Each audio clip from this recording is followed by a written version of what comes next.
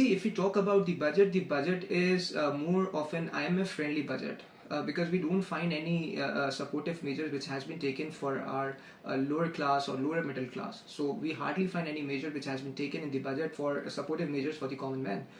Beside this, if we further look at this budget, there are no structural reforms which we have been talking about a lot in past has been taken in this budget, and along with this, the reliance on the indirect taxes has again been increased. By placing more reliance on the indirect taxes, obviously you burden the lower class and lower middle class more. Apart from this, if we talk about the long-term measures, if we talk about the broadening of tax base, except for one or two measures which have been proposed, that too without having a relevant infrastructure in the country.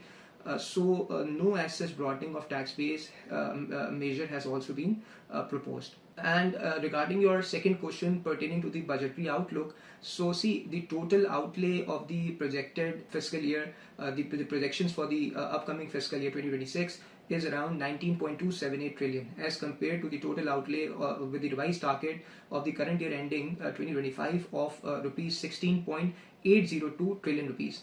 And if we break down this total outlay into tax revenue and non-tax revenue, so the tax revenue side has been projected at 14.131 trillion rupees as compared to the achievable target of the current fiscal year ending 2025 of around 11.9 trillion rupees.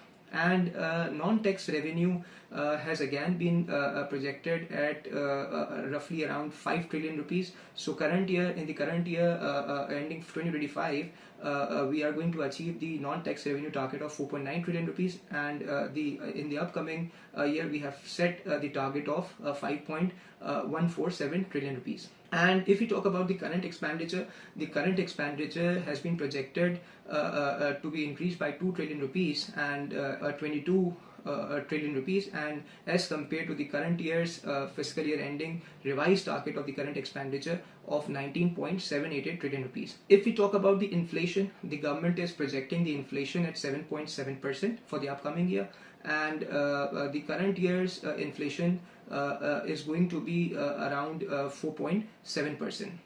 And the growth rate, as always, the government is quite optimistic in achieving the growth rate target, so they have kept the target at 4.2% for the upcoming year as compared to the current year's growth rate target of which we are going to achieve by the end of this fiscal year of 2.68%.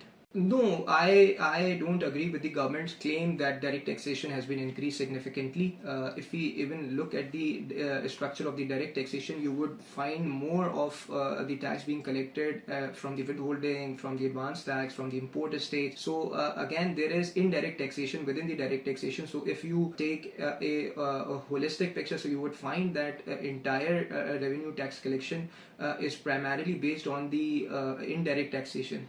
So by way of enforcement or by way of direct taxation, so there is very limited amount which is collected through enforcement yet again, but you can term it as a direct tax collection, but obviously that is not a direct tax, that is being collected indirectly from the taxpayers.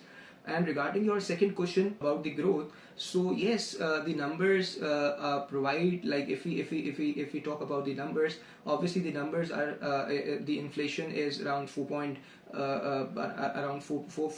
and interest rate has been dropped from 22% to 11%. But Pakistan Economic Survey, as issued by the government, specifies that the major crops has been declined by 13%. Investments have been decreased. Employment is decreasing in Pakistan. So the ground realities are different. See, if we how to judge whether the country is growing or not.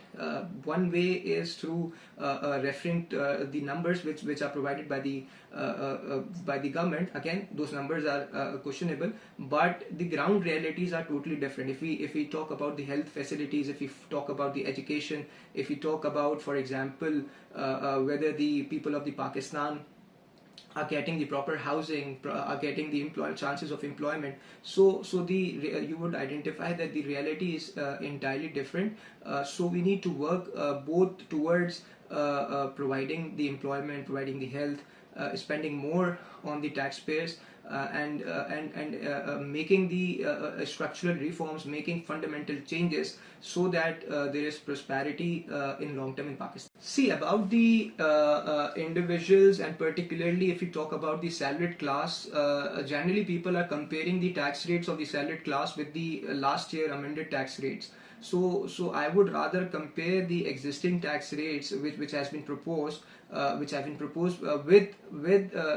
the tax rates that used to exist prior to the last year amendment. I mean, for tax year 2024. So if you are going to compare the tax rates of tax year 2024 with tax year 2026 projected proposed tax rates, so you would find that primarily the relief has been given to the salary income earners up till 2.2 million per annum. But if we go through entire salary class, so no major relief has been provided. So a nominal relief of 7,000 per month in majority of the classes is being found.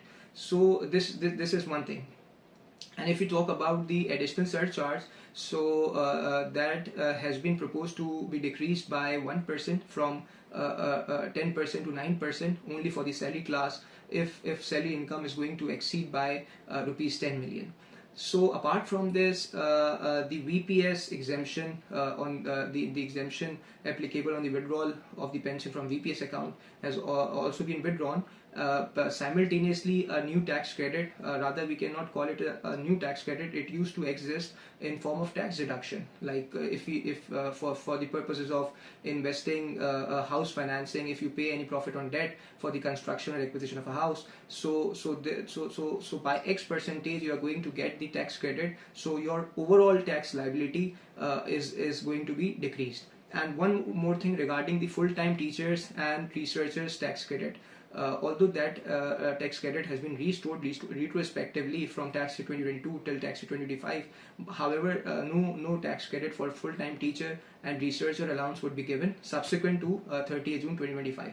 So again, this means that we are not promoting the education, we are not promoting the research work in Pakistan. Those who are spending their time in disseminating education in Pakistan and conducting the research works as an individuals, so we should be supporting them as a vendor. So online marketplace, it will be the responsibility of online marketplace to register only those vendors who are registered with the sales tax and who are also registered with the income tax. So again, it is not the responsibility of a taxpayer to assess the FBR. So simultaneously, along with the collection of the taxes as withholding tax agents, so now the taxpayers are also going to assess the FBR in its share of responsibility to register and to broaden the tax base.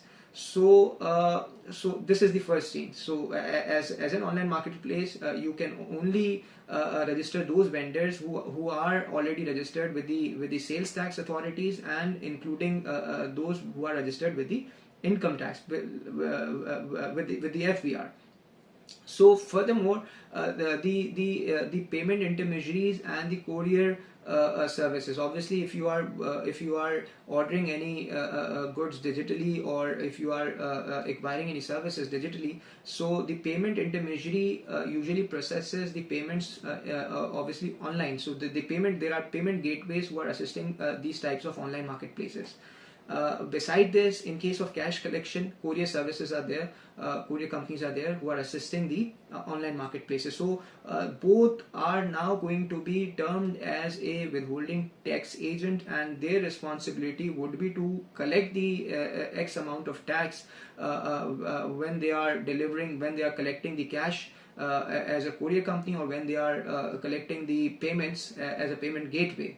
Along with this, the compliance headache and the compliance cost of both the online marketplace as well as the payment intermediary and courier services have been proposed to be increased, in form of they will have to file the quarterly withholding tax statement. Payment gateway and the courier services would file a separate withholding tax statements in order to report these transactions, while online marketplaces are going to file the monthly statements. So how these are going to impact the businesses of the e-commerce and online marketplace, in my humble view, that is going to be that is going to adversely affect the businesses of these online marketplace, Obviously, see, once again we are finding a disparity between the sectors. So if you intend to, for example, register those vendors who are selling their goods online or who are rendering the services online, so why can't you propose the similar amendment to pertaining to the retailers who are operating in the malls? Why you are not through the enforcement, why you are not identifying such malls who can actually play a key role in form of registering of the relevant retailers into the sales tax and into the income tax. So again, if you are a retailer working online, so you are going to be penalized in form of extra compliance cost. Although this is a good measure in form of broadening of tax base, but yet again it is going to affect the in terms of employment, in terms of investments, people are going to move away. So physically, if you are operating physically, there is no harm, and if you are operating online, so obviously more compliances and more compliance cost will have to be incurred. See, if we talk about the amendments pertaining to the business side, so it has been proposed to reduce the super tax by 0.5% in certain cases. If, for example, if your income increases from 200 million and up till 500 million, so each of the relevant slab is being proposed to be reduced by 0.5%. And apart from this, the minimum tax turnover under Section 113 can be carried forward for 3 years. Earlier, this adjustment used to be carried forward for 5 years. Now it is being proposed that this should be further reduced up till 2 years. While if we talk about one of the significant and very harsh amendment pertaining to the service sectors, so the service sectors, there are two types of service sectors which government considers as specified service sectors, which avails the benefit, which enjoys the benefit of a reduced tax rate, and there are other sectors which are not classified under the specified sectors. Earlier, the tax rate of the specified sectors was 2%. And then it was proposed 3%, and the last rate which they were paying tax at was 4%, and now it is being proposed that the withholding tax for the specified sector should be increased to 6%, and those who are not classified under the specified sectors, their tax rate should be significantly increased till to 15%, except for the IT services, which can again, if you are providing the local IT services, you can enjoy the tax rate of 4%. So again, like how these businesses are going to survive if you are going to collect the tax indirectly. So see, there is no harm if you attempt to recover the taxes in a direct way. So force them to file their returns, file their declarations, and if there is any tax liability, genuine tax liability, that should be recovered. But if you are going to collect the advance taxes, if you are going to collect the withholding taxes in form of minimum taxes, then how these businesses in Pakistan are going to survive? See, the broadening of tax base is a very huge subject. But if we discuss how we can do the broadening of tax base, so first of all, you have to facilitate the taxpayers who intend to come into the tax net.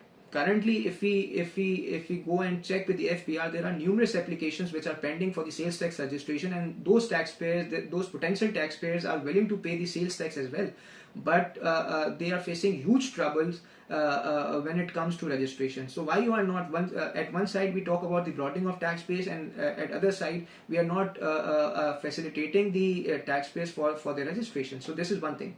Number two, you have got the ample amount of data. What you need to do is you need to apply the IT, you need to apply data analytics, you need to apply AI over it, and you need to identify those persons who have got the income but they are not registered under the tax net. Apart from this, digitization should be done. We should bring all the regulators, all the platforms at one forum. So if everyone is integrated, from the property to the banker to the from NADRA, SECP, FBR, everyone is if everyone is going to be integrated, obviously there are less chances of, for example, tax. There would be less chances that people don't register themselves with the FBR. Apart from this, I would also like to mention that we should consider stopping the non-filers tax rates which are there in the income tax and further taxes in sales taxes as a tool of revenue generation, because we need to understand that why these provisions were introduced. First of all, these provisions you would not find these sort of rates in any other part of the world. But if these rates are there in Pakistan's law, so we should understand that these provisions were introduced for the purpose of bringing more people into the tax net. Now the government is treating these sort of provisions for the purpose of generation of more revenue. So we need to understand that in short term, yes, you can achieve your target by generating more revenue, and you can definitely meet the targets which are being given to the government by the IMF. But if we want to do structural reforms, if we want to move in the right direction, then obviously this path is not the correct one, and we need to correct our direction. See, there are a number of concerns which exist at the part of the taxpayers. They are very like there is a huge trust deficit that exists between the taxpayers and the tax administrators. We need to understand that we need to if as a taxpayer I need to get respect from the FBR, from the officials. The harassment should not be there. If I have got certain cash refunds, if I have got certain refunds, that should immediately be processed. If I am demanding any tax exemption which exists under the law, then obviously I should be granted the exemption on immediate basis. So taxpayers in general place a specific question. For example, why I should come into the tax net, whether I'm getting any services against paying these taxes or not. So there is a need to go for a new social contract of taxation. However, we need to simultaneously work on bringing in more professionals into the FBR. We need to promote a culture which is a friendly one, rather than harassing the taxpayers who are paying the due share of taxes. So we need to encourage them so that more people come into the tax net.